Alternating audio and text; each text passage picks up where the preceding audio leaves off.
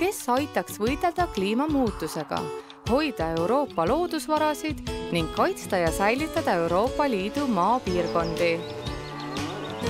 Vastuse annavad meie põllumajandustootjad, kes on keskkonnarindel, eesliinil ja teevad rasket tööd, et 500 miljonil eurooplasel oleks piisavalt toitu ning tuleks toime kliimamuutuse mõjuga.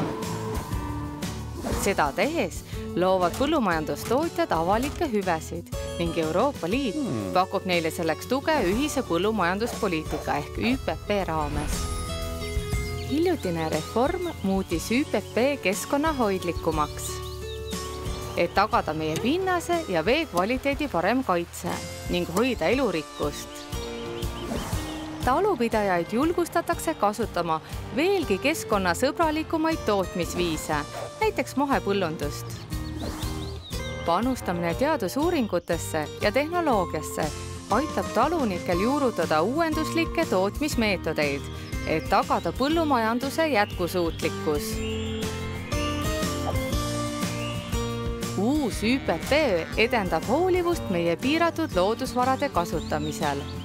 See on tähtis täisväärtusliku ja tervisliku toidu tootmiseks, aga ka meie elukvaliteedi tagamiseks täna, homme ja tulevastele põlvkondadele. Euroopa ühine põllumajanduspoliitika. Kanname hoolt oma juurte eest.